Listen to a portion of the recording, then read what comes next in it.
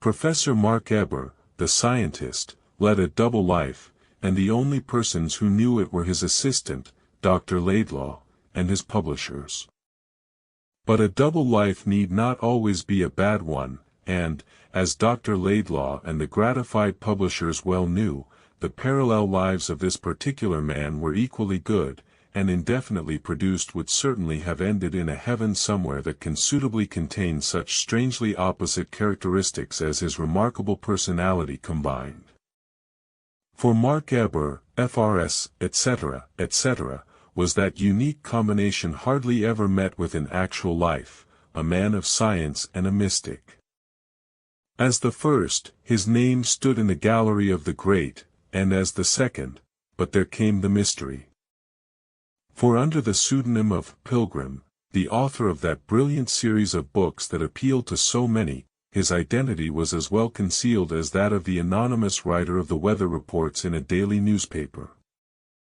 Thousands read the sanguine, optimistic, stimulating little books that issued annually from the pen of Pilgrim, and thousands bore their daily burdens better for having read. While the press generally agreed that the author, besides being an incorrigible enthusiast and optimist, was also a woman. But no one ever succeeded in penetrating the veil of anonymity and discovering that Pilgrim and the biologist were one and the same person. Mark Eber, as Dr. Laidlaw knew him in his laboratory, was one man. But Mark Eber, as he sometimes saw him after work was over, with rapt eyes and ecstatic face, discussing the possibilities of union with God and the future of the human race, was quite another. I have always held, as you know, he was saying one evening as he sat in the little study beyond the laboratory with his assistant and intimate, that vision should play a large part in the life of the awakened man, not to be regarded as infallible, of course, but to be observed and made use of as a guidepost to possibilities. "I am aware of your peculiar views, sir," the young doctor put in deferentially, yet with a certain impatience. "For visions come from a region of the consciousness where observation and experiment are out of the question," pursued the other with enthusiasm, not noticing the interruption, "and, while they should be checked by reason afterwards, they should not be laughed at or ignored. All inspiration, I hold, is of the nature of interior vision, and all our best knowledge has come, such is my confirmed belief, as a sudden revelation to the brain prepared to receive it. Prepared by hard work first, by concentration, by the closest possible study of ordinary phenomena, Dr. Laidlaw allowed himself to observe. Perhaps, sighed the other. But by a process, none the less, of spiritual illumination. The best match in the world will not light a candle unless the wick be first suitably prepared. It was Laidlaw's turn to sigh. He knew so well the impossibility of arguing with his chief when he was in the regions of the mystic, but at the same time the respect he felt for his tremendous attainments was so sincere that he always listened with attention and deference, wondering how far the great man would go and to what end this curious combination of logic and illumination would eventually lead him. "Only last night," continued the elder man, a sort of light coming into his rugged features, "the vision came to me again, the one that has haunted me at intervals ever since my youth, and that will not be denied." Dr. Laidlaw fidgeted in his chair. "About the tablets of the gods, you mean, and that they lie somewhere hidden in the sands," he said patiently. A sudden gleam of interest came into his face as he turned to catch the professor's reply. "And that I am to be the one to find them, to decipher them, and to give the great knowledge to the world." "Who will not believe?" laughed Laidlaw shortly, yet interested in spite of his thinly veiled contempt. "Because even the keenest minds, in the right sense of the word, are hopelessly unscientific," replied the other gently, his face positively aglow with the memory of his vision. "Yet what is more likely," he continued after a moment's pause, peering into space with rapt eyes that saw things too wonderful for exact language to describe, than that there should have been given to man in the first ages of the world some record of the purpose and problem that had been set him to solve. In a word, he cried, fixing his shining eyes upon the face of his perplexed assistant, that God's messengers in the far-off ages should have given to his creatures some full statement of the secret of the world, of the secret of the soul, of the meaning of life and death, the explanation of our being here, and to what great end we are destined in the ultimate fullness of things. Dr. Laidlaw sat speechless. These outbursts of mystical enthusiasm he had witnessed before. With any other man he would not have listened to a single sentence, but to Professor Eber, man of knowledge and profound investigator, he listened with respect, because he regarded this condition as temporary and pathological, and in some sense a reaction from the intense strain of the prolonged mental concentration of many days. He smiled, with something between sympathy and resignation as he met the other's rapt gaze. "But you have said, sir, at other times, that you consider the ultimate secrets to be screened from all possible." "The ultimate secrets, yes," came the unperturbed reply. "But that there lies buried somewhere an indestructible record of the secret meaning of life, originally known to men in the days of their pristine innocence, I am convinced. And, by this strange vision so often vouchsafed to me, I am equally sure that one day it shall be given to me to announce to a weary world this glorious and terrific message." And he continued at great length and in glowing language to describe the species of vivid dream that had come to him at intervals since earliest childhood, showing in detail how he discovered these very tablets of the gods, and proclaimed their splendid contents, whose precise nature was always, however, withheld from him in the vision, to a patient and suffering humanity. "The scrutator, sir, well described, Pilgrim, as the apostle of hope," said the young doctor gently, when he had finished. "And now, if that reviewer could hear you speak and realize from what strange depths comes your simple faith." The professor held up his hand, and the smile of a little child broke over his face like sunshine in the morning. "Half the good my books do would be instantly destroyed," he said sadly. "They would say that I wrote with my tongue in my cheek. But wait," he added significantly. "Wait till I find these tablets of the gods. Wait till I hold the solutions of the old world problems in my hands. Wait till the light of this new revelation breaks upon confused humanity, and it wakes to find its bravest hopes justified. Ah, then, my dear Laidlaw." He broke off suddenly. But the doctor, cleverly guessing the thought in his mind, caught him up immediately. "Perhaps this very summer," he said, trying hard to make the suggestion keep pace with honesty. "In your explorations in Assyria, your digging in the remote civilization of what was once Chaldea, you may find what you dream of." The professor held up his hand, and the smile of a fine old face. "Perhaps," he murmured softly, "perhaps." And the young doctor, thanking the gods of science that his leader's aberrations were of so harmless a character, went home strong in the certitude of his knowledge of externals, proud that he was able to refer his visions to self-suggestion, and wondering complacently whether in his old age he might not after all suffer himself from visitations of the very kind that afflicted his respected chief. And as he got into bed and thought again of his master's rugged face, and finely shaped head, and the deep lines traced by years of work and self-discipline, he turned over on his pillow and fell asleep with a sigh that was half of wonder, half of regret. It was in February, 9 months later, when Dr. Laidlaw made his way to Charing Cross to meet his chief after his long absence of travel and exploration. The vision about the so-called tablets of the gods had meanwhile passed almost entirely from his memory. There were few people in the train, for the stream of traffic was now running the other way, and he had no difficulty in finding the man he had come to meet. The shock of white hair beneath the low-crowned felt hat was alone enough to distinguish him by easily. "Here I am at last," exclaimed the professor, somewhat wearily, clasping his friend's hand as he listened to the young doctor's warm greetings and questions. "Here I am, a little older, and much dirtier than when you last saw me." He glanced down laughingly at his travel-stained garments. "And much wiser," said Laidlaw, with a smile, as he bustled about the platform for porters and gave his chief the latest scientific news. At last they came down to practical considerations. "And your luggage, where is that?" "You must have tons of it, I suppose," said Laidlaw. "Hardly anything," Professor Eber answered. "Nothing, in fact, but what you see." "Nothing but this handbag," laughed the other, thinking he was joking.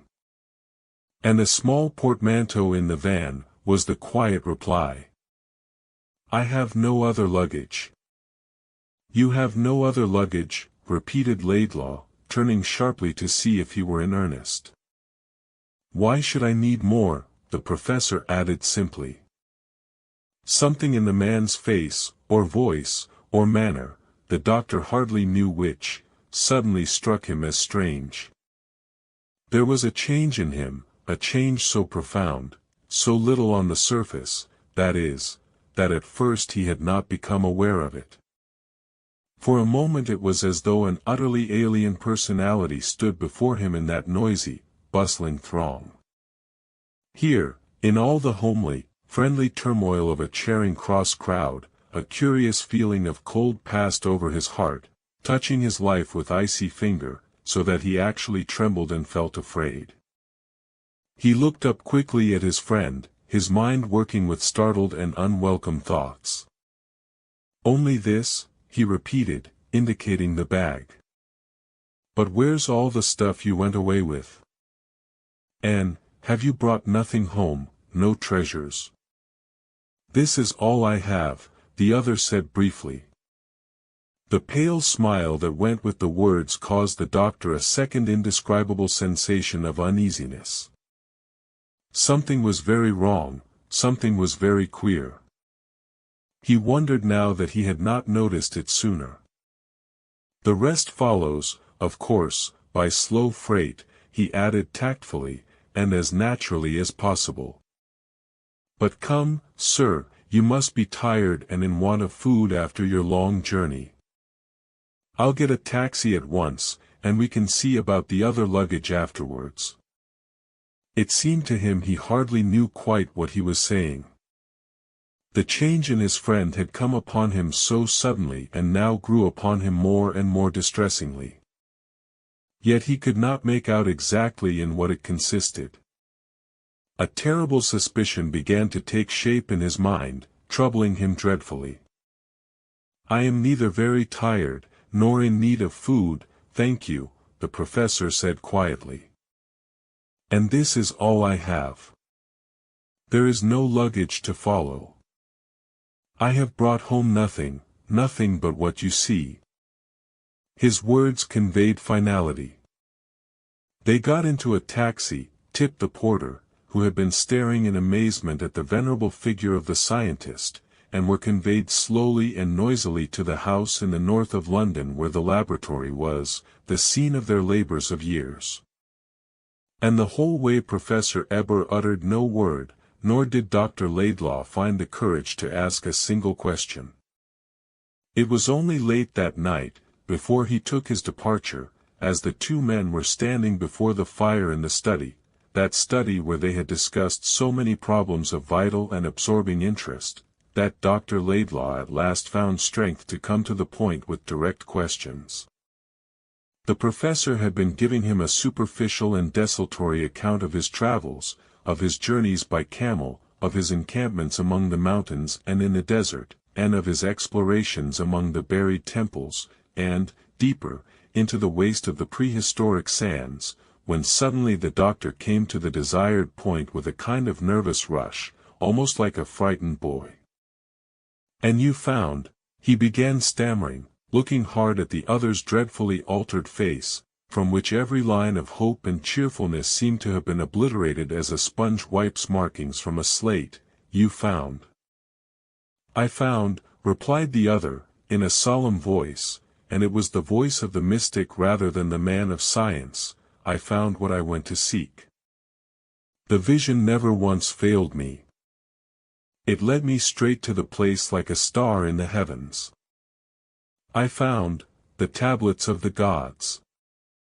Dr. Laidlaw caught his breath, and steadied himself on the back of a chair. The words fell like particles of ice upon his heart. For the first time the professor had uttered the well-known phrase without the glow of light and wonder in his face that always accompanied it. "You have brought them," he faltered.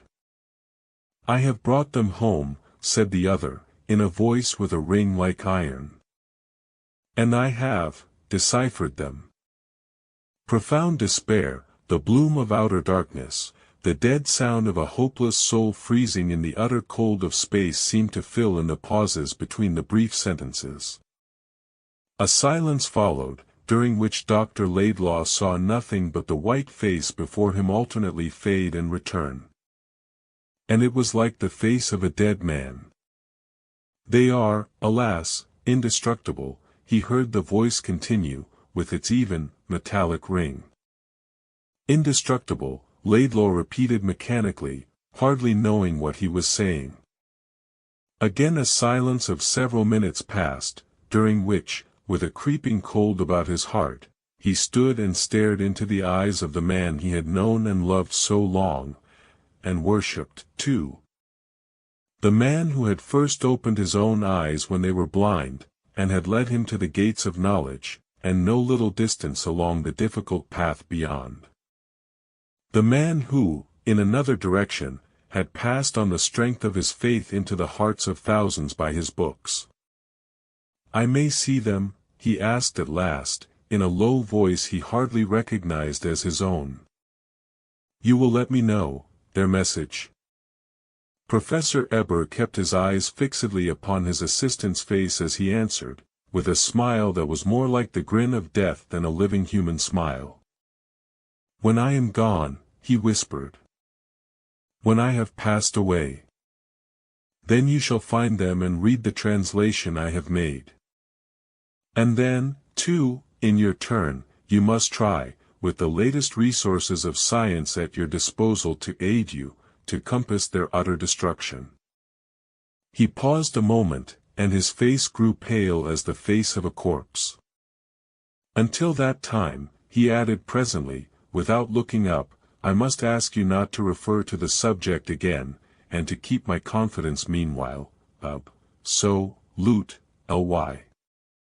A year passed slowly by, and at the end of it Dr. Laidlaw had found it necessary to sever his working connection with his friend and one-time leader. Professor Eber was no longer the same man. The light had gone out of his life. The laboratory was closed. He no longer put pen to paper or applied his mind to a single problem. In the short space of a few months he had passed from a hale and hearty man of late middle life to the condition of old age, a man collapsed and on the edge of dissolution. Death, it was plain, lay waiting for him in the shadows of any day, and he knew it.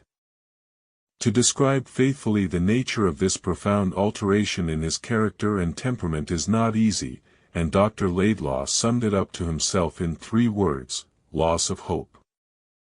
The splendid mental powers remained indeed undimmed, but the incentive to use them for the help of others, had gone.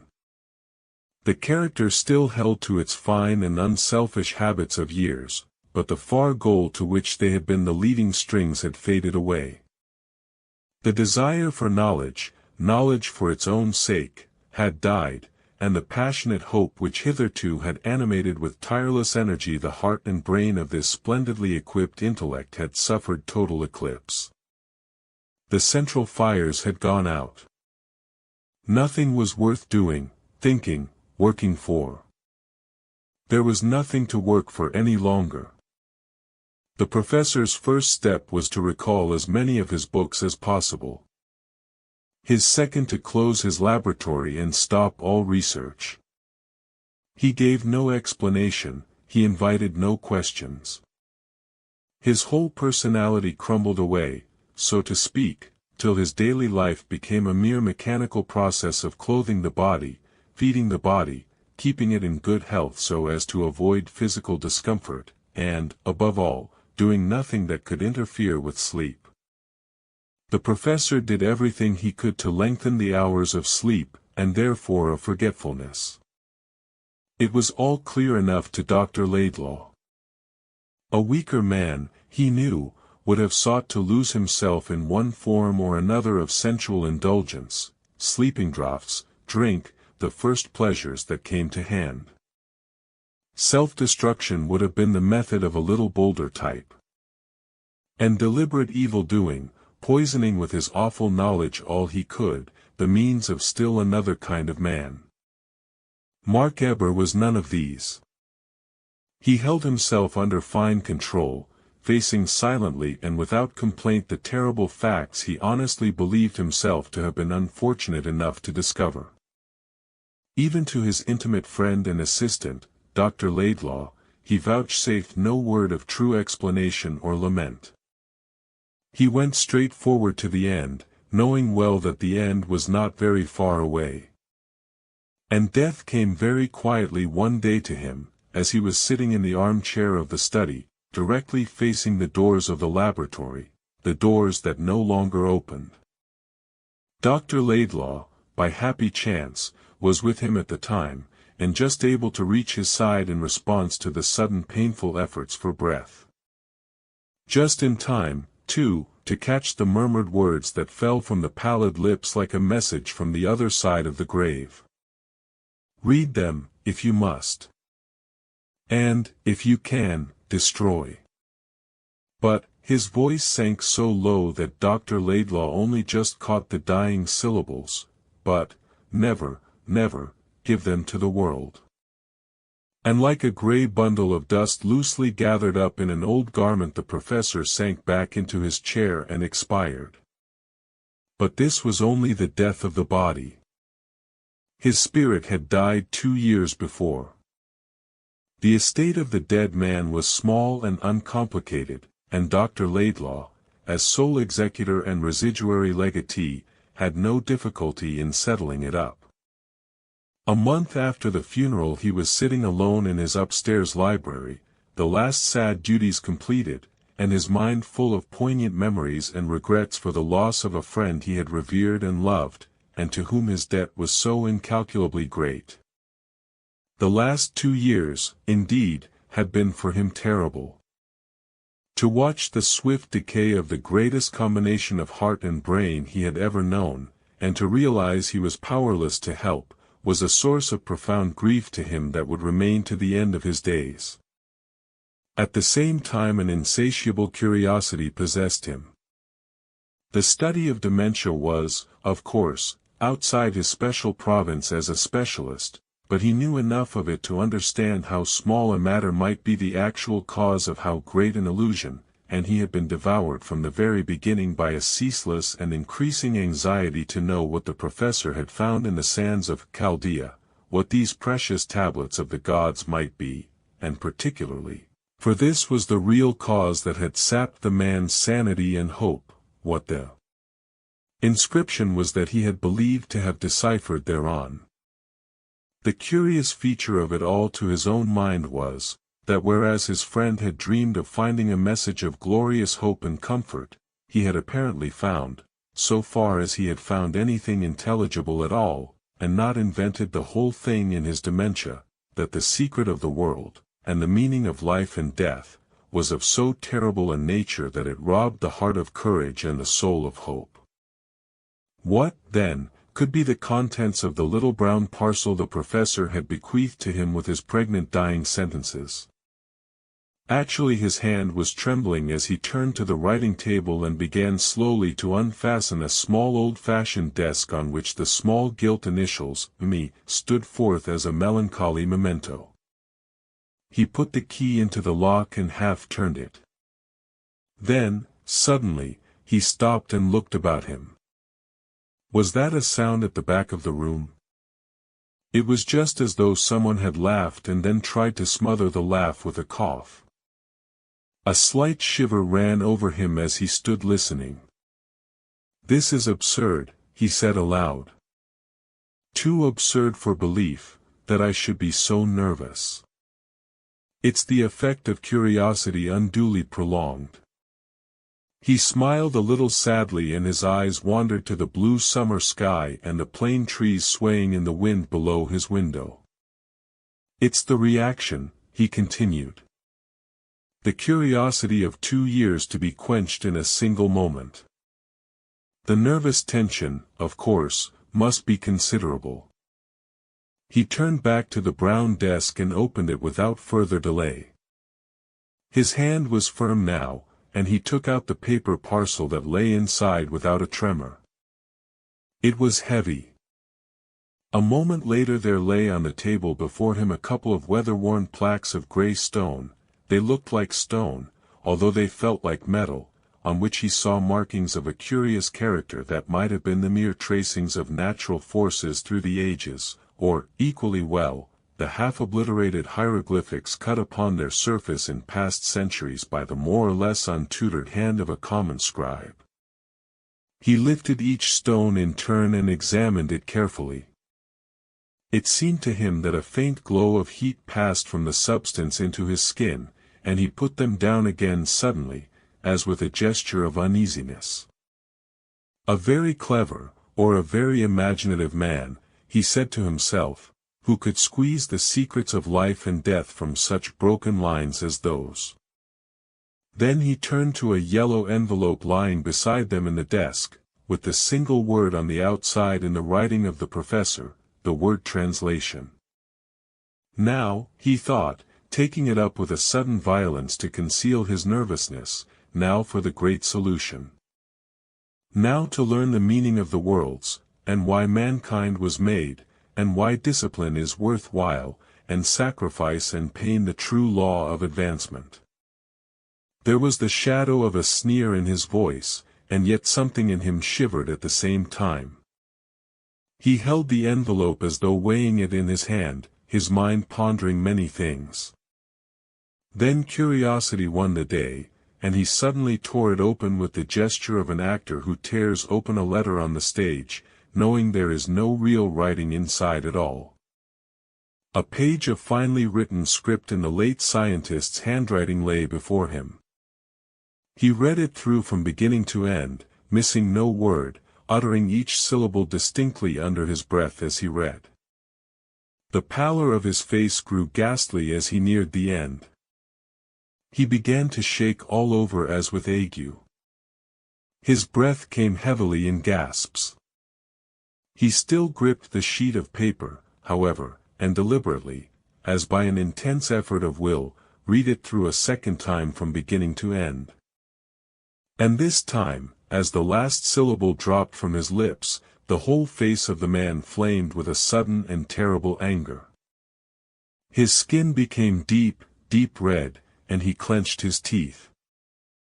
With all the strength of his vigorous soul he was struggling to keep control of himself. For perhaps 5 minutes he stood there beside the table without stirring a muscle. He might have been carved out of stone. His eyes were shut, and only the heaving of the chest betrayed the fact that he was a living being. Then, with a strange quietness, he lit a match and applied it to the sheet of paper he held in his hand. The ashes fell slowly about him, piece by piece, and he blew them from the windowsill into the air, his eyes following them as they floated away on the summer wind that breathed so warmly over the world. He turned back slowly into the room. Although his actions and movements were absolutely steady and controlled, it was clear that he was on the edge of violent action. A hurricane might burst upon the still room any moment. His muscles were tense and rigid.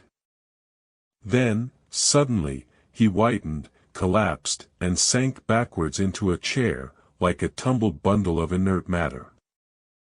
He had fainted. In less than half an hour he recovered consciousness and sat up. As before, he made no sound. Not a syllable passed his lips. He rose quietly and looked about the room.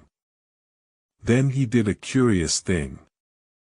Taking a heavy stick from the rack in the corner, he approached the mantelpiece, and with a heavy shattering blow he smashed the clock to pieces. The glass fell in shivering atoms. "Cease your lying voice forever," he said, in a curiously still, even tone. "There is no such thing as time." He took the watch from his pocket, swung it round several times by the long gold chain, smashed it into smithereens against the wall with a single blow, and then walked into his laboratory next door, and hung its broken body on the bones of the skeleton in the corner of the room. "Let one damned mockery hang upon another," he said, smiling oddly. "Delusions, both of you, and cruel as false." He slowly moved back to the front room. He stopped opposite the bookcase where stood in a row the Scriptures of the World, choicely bound and exquisitely printed, the late professor's most treasured possession, and next to them several books signed Pilgrim. One by one he took them from the shelf and hurled them through the open window. "A devil's dreams! A devil's foolish dreams," he cried, with a vicious laugh. Presently he stopped from sheer exhaustion. He turned his eyes slowly to the wall opposite, where hung a weird array of Eastern swords and daggers, scimitars and spears, the collections of many journeys. He crossed the room and ran his finger along the edge. His mind seemed to waver. "No," he muttered presently. "Not that way. There are easier and better ways than that." He took his hat and passed downstairs into the street. It was 5 o'clock, and the June sun lay hot upon the pavement. He felt the metal doorknob burn the palm of his hand. "Ah, Laidlaw, this is well met," cried a voice at his elbow. "I was in the act of coming to see you. I've a case that will interest you, and besides, I remembered that you flavored your tea with orange leaves, and I admit." It was Alexis Stephen, the great hypnotic doctor. "I've had no tea today," Laidlaw said, in a dazed manner, after staring for a moment as though the other had struck him in the face. A new idea had entered his mind. "What's the matter?" asked Dr. Stephen quickly. "Something's wrong with you. It's this sudden heat, or overwork. Come, man, let's go inside." A sudden light broke upon the face of the younger man, the light of a heaven-sent inspiration. He looked into his friend's face, and told a direct lie. "Odd," he said, "I myself was just coming to see you. I have something of great importance to test your confidence with. But in your house, please," as Stephen urged him towards his own door, "in your house. It's only round the corner, and I cannot go back there, to my rooms, till I have told you. I'm your patient, for the moment," he added stammeringly as soon as they were seated in the privacy of the hypnotist's sanctum, "and I want her." "My dear Laidlaw," interrupted the other, in that soothing voice of command which had suggested to many a suffering soul that the cure for its pain lay in the powers of its own reawakened will, "I am always at your service, as you know. You have only to tell me what I can do for you, and I will do it." He showed every desire to help him out. His manner was indescribably tactful and direct. Dr. Laidlaw looked up into his face. "I surrender my will to you," he said, already calmed by the other's healing presence, "and I want you to treat me hypnotically, and at once. I want you to suggest to me," his voice became very tense, "that I shall forget till I die, everything that has occurred to me during the last 2 hours. Till I die, mind," he added, with solemn emphasis, "till I die." He floundered and stammered like a frightened boy. Alexis Stephen looked at him fixedly without speaking. "And further," Laidlaw continued, "I want you to ask me no questions. I wish to forget forever something I have recently discovered, something so terrible and yet so obvious that I can hardly understand why it is not patent to every mind in the world, for I have had a moment of absolute clear vision, of merciless clairvoyance. But I want no one else in the whole world to know what it is, least of all, old friend, yourself." He talked in utter confusion, and hardly knew what he was saying. But the pain on his face and the anguish in his voice were an instant passport to the other's heart. "Nothing is easier," replied Dr. Stephen, after a hesitation so slight that the other probably did not even notice it. "Come into my other room where we shall not be disturbed. I can heal you. Your memory of the last 2 hours shall be wiped out as though it had never been. You can trust me absolutely." "I know I can," Laidlaw said simply, as he followed him in. An hour later they passed back into the front room again. The sun was already behind the houses opposite, and the shadows began to gather. "I went off easily?" Laidlaw asked. "You were a little obstinate at first. But though you came in like a lion, you went out like a lamb. I let you sleep a bit afterwards." Dr. Stephen kept his eyes rather steadily upon his friend's face. "What were you doing by the fire before you came here?" he asked, pausing, in a casual tone, as he lit a cigarette and handed the case to his patient. Let me see. Oh, I know. I was worrying my way through poor old Eber's papers and things. I'm his executor, you know. Then I got weary and came out for a whiff of air." He spoke lightly and with perfect naturalness. Obviously he was telling the truth. "I prefer specimens to papers," he laughed cheerily. I know," said Dr. Stephen, holding a lighted match for the cigarette. His face wore an expression of content. The experiment had been a complete success. The memory of the last 2 hours was wiped out utterly. Laidlaw was already chatting gaily and easily about a dozen other things that interested him. Together they went out into the street, and at his door Dr. Stephen left him with a joke and a wry face that made his friend laugh heartily. "Don't dine on the professor's old papers by mistake," he cried, as he vanished down the street. Dr. Laidlaw went up to his study at the top of the house. Halfway down he met his housekeeper, Mrs. Fewings. She was flustered and excited, and her face was very red and perspiring. "There've been burglars here," she cried excitedly, "or something funny.